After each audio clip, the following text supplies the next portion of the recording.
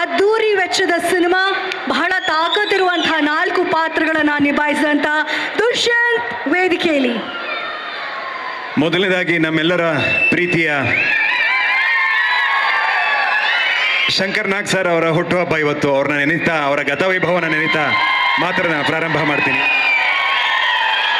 ಒಂದು 150 ಸಲ ಬಂದಿರಬೇಕು ಇಷ್ಟು ಜನ ಇವತ್ತೇ ನೋಡಿದ್ ನಾನು ಮಂತ್ರಿ ಮಾಲಲ್ಲಿ. ಎಲ್ರು ಹೇಗಿದ್ದೀರಾ? ಎಲ್ರು ಹೇಗಿದ್ದೀರಾ? ಬಹಳ ಜನ ನನ್ ಕೇಳ್ತಿರ್ತಾರೆ, ನೀವು ಸಿನಿಮಾಗೆ ಏನಕ್ಕೆ ಬಂದ್ರಿ, ನಾಯಕ ನಟ ಆಗ್ಬೇಕು ಅಂತ ಏನಕ್ಕೆ ಅನ್ಕೊಂಡ್ರಿ ಅಂತ. ಸುಮಾರು ಘಟನೆಗಳಿದೆ, ಸುಮಾರು ವ್ಯಕ್ತಿಗಳಿದ್ದಾರೆ. ಆದರೆ ಒಂದು ಘಟನೆ ನನ್ನ ಮನಸ್ಸಿನಲ್ಲಿ ಚಿರಸ್ಥಾಯಿಯಾಗಿ ಉಳಿದಿದೆ. ತುಮಕೂರು ಜಿಲ್ಲೆಯ ಚಿಕ್ಕನಾಯಕನಹಳ್ಳಿಲಿ ಒಮ್ಮೆ ಅರ್ಜುನ್ ಜನ್ಯ ಸರ್ ಬಂದಿದ್ರು. ಒಂದು ಕಾರ್ಯಕ್ರಮದಲ್ಲಿ ಅವರು ಪ್ರಾರಂಭ ಮಾಡೋಕ್ಕಿಂತ ಮುಂಚೆ ಒಂದಷ್ಟು ಹೆಸರುಗಳನ್ನ ತಗೊಂತಾರೆ. ಮೊದಲು ದೇವ್ರನ್ನ ನೆನೆಸ್ಕೊಂಡು ಆಮೇಲೆ ಇನ್ನೊಂದು ಹೆಸರನ್ನ ತಗೊಂಡ್ರು. ಆ ಹೆಸರು ತಗೊಂತಿದ್ದಂಗೆ ಅಲ್ಲಿದ್ದಂಥ ಜನಸ್ತೋಮ ನಡ್ಕೊಂಡಂಥ ರೀತಿನ ನಾನು ಗಮನಿಸ್ತಾ ಇದ್ದೆ. ಆ ಹೆಸರೇ ಕಿಚ್ಚ ಸುದೀಪ್. ನಾನು ಅನ್ಕೊಂಡೆ, ಅಲ್ಲ ಗುರು, ಈ ಹೆಸರು ಹೇಳ್ತಿದ್ದಂಗೆ ಜನ ಹಿಂಗೆ ಆಡ್ತಿದ್ದಾರೆ, ಇನ್ನು ವ್ಯಕ್ತಿನೇ ಬಂದ್ರೆ ಇನ್ನಂಗಿರುತ್ತೆ ಅಂತ. ಬಂದಿದ್ದಾರೆ.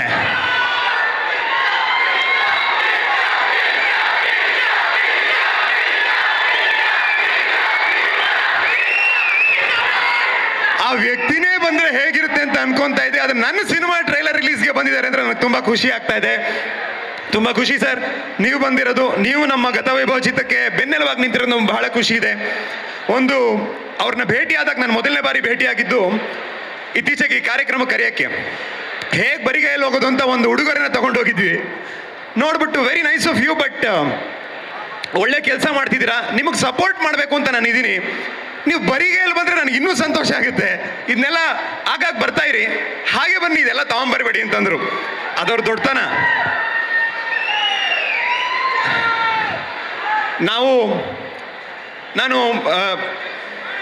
ನಾನು ಲಂಡನ್ನಲ್ಲಿ, ಬ್ರಿಟನ್ನಲ್ಲಿ LLB ಮಾಡಬೇಕಾದ್ರೆ 3 ವರ್ಷಗಳ ಕಾಲ ಬೇರೆ ಬೇರೆ ಚಿತ್ರಗಳ ತುಣುಕುಗಳನ್ನ ಒಂದಷ್ಟು ತೆರೆ ಮೇಲೆ, ಒಂದಷ್ಟು ಮಿರರ್ ಮುಂದೆ ಪ್ರಾಕ್ಟೀಸ್ ಮಾಡ್ತಾ ಇದ್ದೆ. ಅದಾದಮೇಲೆ ನಾನು 2017ಕ್ಕೆ ಭಾರತಕ್ಕೆ ಬಂದಾಗ ಬೀದಿ ನಾಟಕ, drama, short movie, martial arts, gymnastics, dance, 20 kg ದೇಹದ ತೂಕ ಇಳಿಸೋದು, ಅಭಿನಯ ಶಾಲೆಗಳಲ್ಲಿ ತರಬೇತಿ ತಗೊಳ್ಳೋವಂಥದ್ದು, ಮತ್ತು ಆ್ಯಕ್ಟಿಂಗ್ ವರ್ಕ್ಶಾಪ್ಸ್ ಮಾಡೋವಂಥದ್ದು, ಈ ಥರ ತಯಾರಿಗಳು ಮಾಡ್ಕೊತಾ ಇದ್ದೆ. ಅದಾದಮೇಲೆ ಸಿಂಪಲ್ ಸುನಿ ಸರ್ ಅವರ ಒಂದು ಇಂಟ್ರೊಡಕ್ಷನ್ ಆಯಿತು. ಅವ್ರ ಜೊತೆ ಭೇಟಿಯಾಗಿ 1.5 ವರ್ಷ 2 ವರ್ಷ ಅವ್ರ ಜೊತೆ ಒಂದು ಪ್ರಯಾಣ ಆಯಿತು. ಅದಾದಮೇಲೆ 2022ಕ್ಕೆ ಗತವೈಭವದ ಚಿತ್ರೀಕರಣ ಪ್ರಾರಂಭ ಆಯಿತು. ಅಲ್ಲಿಂದ 3 ವರ್ಷ ಹಿಡಿತು. ಅಲ್ಲಿಗೆ ನಾನು ನಟನೆ ಆಗಬೇಕು ಅಂತ ಹೇಳಿ ಪ್ರೊಫೆಷ್ನಲ್ ಟ್ರೈನಿಂಗ್ನ ಪ್ರಾರಂಭ ಮಾಡಿ 8 ವರ್ಷಗಳಾಯಿತು. ಎಷ್ಟೋ ಬಾರಿ ಅನ್ನಿಸ್ತಾ ಇತ್ತು ನನಗೆ, ಏನಕ್ಕೆ ಇಷ್ಟು ವರ್ಷ ತಗೊತಾ ಇದೆ, ಯಾಕೆ ನನಗೆ ಈ ಥರ ಯಾಕೆ ಆಗ್ತಾ ಇದೆ, ಇಷ್ಟೊಂದು ಕಾಲ ಯಾಕೆ ತಗೊತಾ ಇದೆ, ತುಂಬ ಫ್ರಸ್ಟ್ರೇಷನ್ ಆಗ್ತಿತ್ತು, ನೋವಾಗ್ತಿತ್ತು ಮನಸ್ಸಿಗೆ. ಆಗ ನಾನು ಕಿಚ್ಚ ಸುದೀಪ್ ಸರ್ನ ನಾಪ್ಸ್ಕೊತಾ ಇದ್ದೆ. ಏನಕ್ಕೆ ಅಂದರೆ 1996ರಲ್ಲಿ ಜನವರಿ ತಿಂಗಳಲ್ಲಿ ಅವರ ಮೊದಲನೇ ಸಿನಿಮಾದ ಮುಹೂರ್ತ ನಡೆಯುತ್ತೆ. 10 ದಿನಗಳ ಕಾಲ ಚಿತ್ರೀಕರಣ ಆಗುತ್ತೆ. ನಾನು ಹುಟ್ಟೋಕ್ಕೂ ಮುಂಚೆ 96ರಲ್ಲಿ 10 ದಿನಗಳ ಕಾಲ ಚಿತ್ರೀಕರಣ ಆಗಿ ಆ ಸಿನಿಮಾ ನಿಂತೋಗುತ್ತೆ. ಅದಾದಮೇಲೆ 2ನೇ ಸಿನಿಮಾ ಮುಹೂರ್ತ ಆಗುತ್ತೆ, ಅದು ನಿಂತೋಗುತ್ತೆ. ಮತ್ತೆ 3ನೇ ಸಿನಿಮಾ 1997ರಲ್ಲಿ ತಾಯವ್ವ ಅಂತ ಬಿಡುಗಡೆ ಆಗುತ್ತೆ, 3 ದಿನ ಓಡೋದು. ಅದಾದಮೇಲೆ 4ನೇ ಸಿನಿಮಾ ಸ್ಪರ್ಶ ಬಿಡುಗಡೆ ಆಗುತ್ತೆ, ಒಳ್ಳೆ ಪ್ರತಿಕ್ರಿಯೆ ವ್ಯಕ್ತ ಆಗುತ್ತೆ. ಆದರೆ ಕರ್ನಾಟಕ ಬಂದು ಬೇರೆ ಬೇರೆ ಒಂದು ದುರ್ಘಟನೆಗಳಿಂದ ಅವರ 5ನೇ ಸಿನಿಮಾ ಬಂತು, ಹುಚ್ಚ ಸಿನಿಮಾದಲ್ಲಿ ಕಿಚ್ಚ ಪಾತ್ರ ಮಾಡಿದ್ದು. ನಾನು ಅನ್ಕೊಂತಾ ಇದ್ದೆ, ಇಂಥ ಒಬ್ಬ ಅದ್ಭುತವಾದ ಕಲಾವಿದರಿಗೂ ಕೂಡ 5-6 ವರ್ಷ ಹಿಡಿತಾ, 5-6 ವರ್ಷ ಹಿಡಿತಾ ಜನರ ಮನಸ್ಸಿನಲ್ಲಿ ಒಂದು ಜಾಗ ಮಾಡೋದಕ್ಕೆ, ಒಂದು ಒಳ್ಳೆ ಪಾತ್ರ ಸಿಗೋದಕ್ಕೆ ಇಷ್ಟು ಕಷ್ಟ ಬೀಳಬೇಕಾಯಿತು. ಅವರೇ ಇಷ್ಟು ಕಷ್ಟ ಬೀಳಬೇಕಾಯಿತು ಅಂತಂದರೆ ನಾವು 7-8 ವರ್ಷ ಶ್ರಮ ಪಡೋದೇನು ದೊಡ್ಡ ವಿಚಾರ ಅಲ್ಲ ಬಿಡು ಅಂತ. ನಮ್ಮ ತಂದೆಯವರು ಯಾವಾಗಲೂ ಹೇಳ್ತಿರ್ತಾರೆ, ಒಂದು ಶಿಲೆ ಆಗಬೇಕು ಅಂದರೆ ಕಲ್ಲಿಗೆ ಪೆಟ್ಟು ಬೀಳಬೇಕು ಅಂತ. ಬಿದ್ದಿದೆ. 8 ವರ್ಷಗಳ ನಂತರ ಇವತ್ತು ಗತವೈಭವ ಆಗಿದೆ. ನಿಮ್ಮ ಮುಂದೆ ನವೆಂಬರ್ 14ಕ್ಕೆ ಬರ್ತಾ ಇದ್ದೀವಿ. ಆಶಿಕಾ ರಂಗನಾಥ್ ಅವರು 20 ಚಿತ್ರಗಳಲ್ಲಿ ನಟಿಸಿರುವಂಥ ಸುದೀಪ್ ಸರ್ ಜೊತೆ ನಟನೆ ಮಾಡಿದ್ದಾರೆ, ಚಿರಂಜೀವಿ ಸರ್ ಜೊತೆ ನಟನೆ ಮಾಡಿದ್ದಾರೆ, ಗಣೇಶ್ ಸರ್ ಜೊತೆ, ಹೀಗೆ ನಾಗಾರ್ಜುನ್ ಸರ್ ಜೊತೆ, ಹೀಗೆ ಹಲವಾರು ದೊಡ್ಡ ದೊಡ್ಡ ಕಲಾವಿದರ ಜೊತೆ, ದೊಡ್ಡ ದೊಡ್ಡ ನಿರ್ದೇಶಕರ ಜೊತೆ ಕೆಲಸ ಮಾಡಿರುವಂಥ ನಟಿ. ನನ್ನ ಮೊದಲನೇ ಚಿತ್ರದಲ್ಲಿ ಅವ್ರ ಜೊತೆ ನಟನೆ ಮಾಡುವಂಥ ಅವಕಾಶ ಸಿಕ್ಕಿದ್ದು ನನ್ನ ಅದೃಷ್ಟ ಅಂತ ನಾನು ಅಂದ್ಕೊಂಡಿದ್ದೀನಿ. ಅವರು ಒಂದು ಕುಟುಂಬದ ಸದಸ್ಯರಾಗಿ ಹೋಗ್ಬಿಟ್ಟಿದ್ದಾರೆ ನಮಗೆ. ಅದೇ ರೀತಿ ನನ್ನ ಜೊತೆ ನಿಂತಂಥ ನಮ್ಮ ದೀಪಕ್ ತಿಮ್ಮಪ್ಪ ಅವರು, ನಮ್ಮ ನಿರ್ಮಾಪಕರು, ನನ್ನ ಸ್ನೇಹಿತರು, ಅವರು ನನಗೆ ಬೆನ್ನೆಲುಬಾಗಿ ನಿಂತ್ಕೊಂಡ್ರು. ನಮ್ಮ ನಿರ್ದೇಶಕ ಗುರುಗಳಾದಂಥ ಸಿಂಪಲ್ ಸುನಿ ಅವರು ಸಿಂಪಲ್ ಆಗಿ ಒಂದು ಲವ್ ಸ್ಟೋರಿ, ಆಪರೇಷನ್ ಅಲ್ಮೇಲಮ್ಮ, ಬಜಾರು, ಬಹುಪರಾಕ್, ಅವತಾರ ಪುರುಷ, ಸಖತ್, ಚಮಕ್, ಹೀಗೆ 10 ಯಶಸ್ವಿ ಕನ್ನಡ ಚಿತ್ರಗಳನ್ನ ಕೊಟ್ಟಿರ್ತಕ್ಕಂಥ ನಿರ್ದೇಶಕರು. ಅವರ ಕನಸಿನ ಕೂಸು ಗತವೈಭವ ಇದೇ ಚಿಲ್ಡ್ರನ್ಸ್ ಡೇಗೆ ನಿಮ್ಮ ಮುಂದೆ ಬರ್ತಾ ಇದೆ. ವಿಕ್ರಾಂತ್ ರೋಣ ಸಂದರ್ಭದಲ್ಲಿ ಕಿಚ್ಚ ಸುದೀಪ್ ಸರ್ ಒಂದು ಮಾತು ಹೇಳಿದರು, ಈ ಸಿನಿಮಾಗೆ ನಾನು ಹೇಗೆ ಹೀರೋನೋ ಅದೇ ರೀತಿ ನಮ್ಮ ಛಾಯಾಗ್ರಾಹಕರಾದಂಥ ವಿಲಿಯಂ ಡೇವಿಡ್ ಕೂಡ ಹೀರೋ ಅಂತ ಹೇಳಿದರು. ನಮ್ಮ ಸಿನಿಮಾಗೂ ಅವರೇ ಹೀರೋ. ಗತವೈಭವದಲ್ಲೂ ಕೂಡ ಅದ್ಭುತವಾದ ಕೆಲಸನ ಮಾಡಿದ್ದಾರೆ. ಅದೇ ರೀತಿ ನಮ್ಮ music director Judah Sandy sir, ನಮ್ಮ VFXನ ನಿರ್ಮಲ್ ಕುಮಾರ್ ಅವರು, ನಮ್ಮ ಕಾಸ್ಟ್ಯೂಮ್ ವರ್ಷಿಣಿ ಅವರು, ನಮ್ಮ ಪ್ರೊಡಕ್ಷನ್ ದೇವಣ್ಣ ಇರ್ಬೋದು, ಹೀಗೆ ನಮ್ಮ ಆಶಿಕ್ ಕುಸ್ಗೊಳ್ಳಿ ಎಡಿಟರ್ ಇರ್ಬೋದು, ನಾನು ಎಂಟೈರ್ ನಮ್ಮ ಟೆಕ್ನಿಕಲ್ ಟೀಮ್, ತಂತ್ರಜ್ಞರ ತಂಡಕ್ಕೆ ನಾನು ಈ ಸಂದರ್ಭದಲ್ಲಿ ಧನ್ಯವಾದಗಳನ್ನ ಹೇಳ್ತೀನಿ. ಯಾಕಂದರೆ ಈ ಕಾರ್ಯಕ್ರಮದ ಮುಖಾಂತರ ಅವರೆಲ್ಲರೂ ಶ್ರಮಕ್ಕೆ ನಾವು ಧನ್ಯವಾದ ಹೇಳುವಂಥ ಒಂದು ಅವಕಾಶ ಸಿಕ್ಕಿದೆ.